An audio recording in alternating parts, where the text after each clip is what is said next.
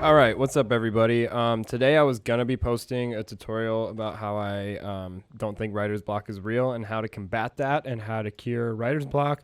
But I want to redo it for two reasons. One, the audio quality was terrible, so I just don't feel good about that myself. And number two, I think I want to change the tone a little bit of it. I talked to some friends about the issue, and I think I can say it better, more clearly now, and it'll just be a better video. So we're going to save that. But today I'm going to show you guys Padshop Pro.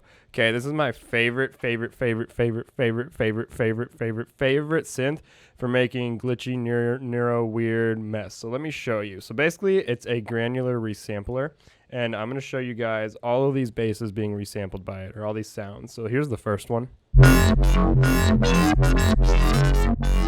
So that's a bass I made in Harmor with the same process that I showed you guys in the last video. This is a bass that I made using a similar process to the Neuro tutorial that I showed you guys. Okay, this next one is just kind of an FX sample.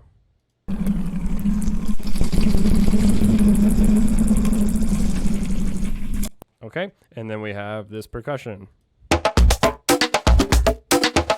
All right, so I want to show off what Padshop can do to all these. So basically you just drag and drop in here, and then I've already oh, I got to redo it. Okay, so you match the root note to the samples if you have it. So this one is F0, so let's go ahead and put it at F0. And you can hear, oops. So right now we have one grain scanner. Now, I'm not going to be too technical with this tutorial because I don't really know, but one grain scanner, I believe, and it's what decides how quickly it plays back this audio. So it'll just kind of oscillate this one area if we stay there. And we can change the position of it. It's already pretty cool, but we can have it move through this with the speed. So the speed will move this grain and it'll slowly shift through here.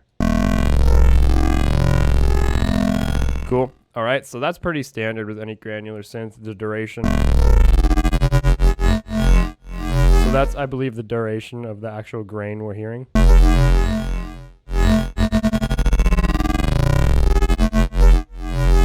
Then the keyframe percentage. Very similar effect. And then the random percentage is kind of just random duration here. So that gives us a very interesting effect. This is random position. Okay, cool. So that's everything in a normal granular synth. Now, the reason I like this one is because we can have a certain amount of grain scanners. Let's see what our little pop-up says. Number of grains. Yeah, so here we go. Let's add 2 grains. Now when we mess the random, they're randomly being placed in here. So we're getting really crazy effects.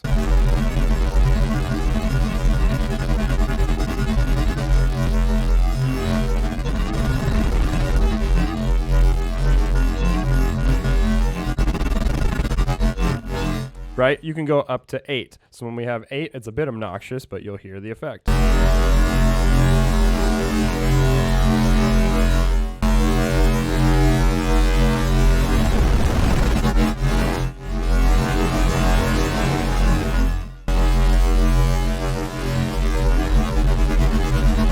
I think the sweet spot is around 3 or 4.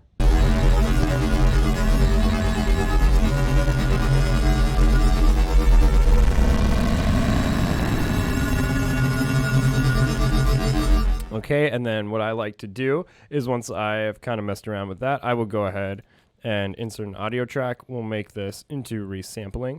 I'll just go ahead and command click these, so that way they're both recording, so that way we get this resample. And then I'll just go ahead and hold a note, hit record. And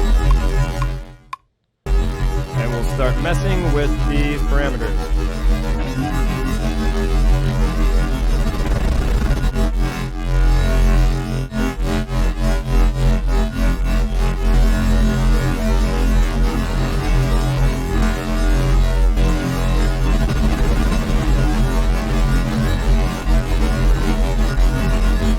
All right, and then obviously I would do that for much longer, but then we are left with a really great sound for resampling. So we can take this, kind of dial it in. It was a little too loud, but we'll ignore that. And we'll just go ahead, we can chop bits out of here, so we can have right? And these can be used for lots of different things.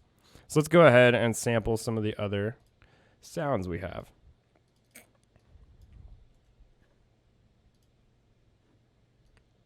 So let's put this bass in here. Hear what it sounds like. Remember, we got to match the root, unless you want it to be weird like that. So this is a synth where I really just kind of experiment around in.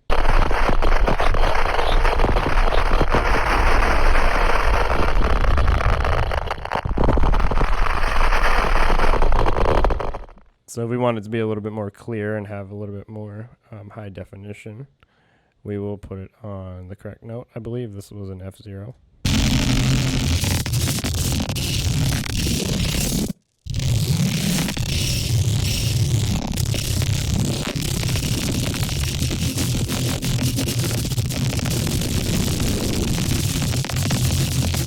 Okay, and then the cool thing about this one is it's also got all of these other options. So we have this reverb, which sounds pretty nice. Right, there's more effects, so we can have routing here. We can have EQ, modulation. So these are all the mods.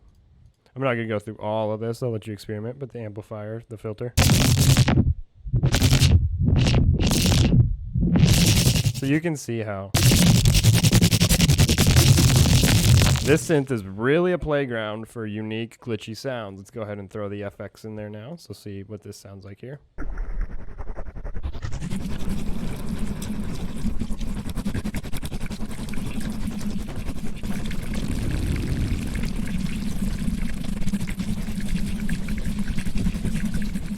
What I really like about this reverb too is it actually has band control, so you can kind of just put it on the high frequencies and remove it from the low, keep it a little bit more clean.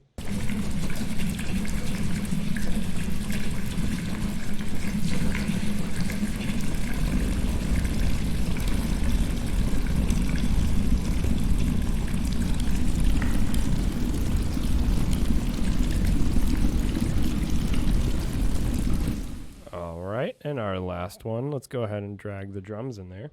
This one should be fun. Oh, excuse me. It does not want to. Let's find one that does. Interesting. Well, whatever. You guys get the idea. This was just a quick little replacement tutorial today, so I could still have something. Yeah, this is Padshop. It's seriously my favorite synth for creating glitchy, gross, disgusting, wet-sounding basses. It's literally, I use it all the time, but I almost never use it inside of songs. Like, it's always pretty much outside of them. So I'll do what I did before is I'll make sure that these two are both recording, and then we'll go ahead and mess around with Padshop.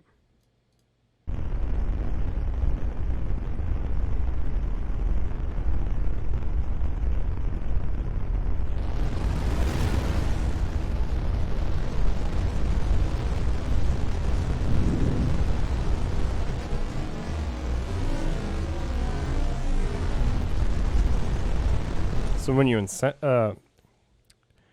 purposefully set the root note to something else, it can sound cool.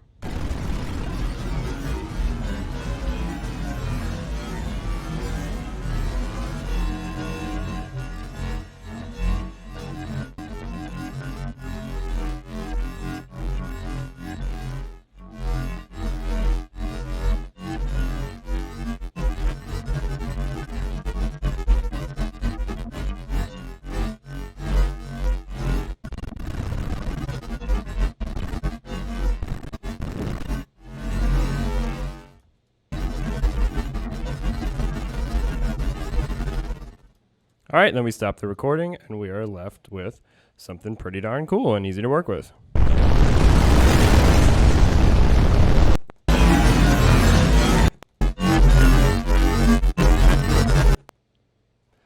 So yeah, that's Padshop. Thank you for tuning in. Hopefully this was helpful, and hopefully it's a cool synth, and maybe you guys check it out. Yeah, peace out.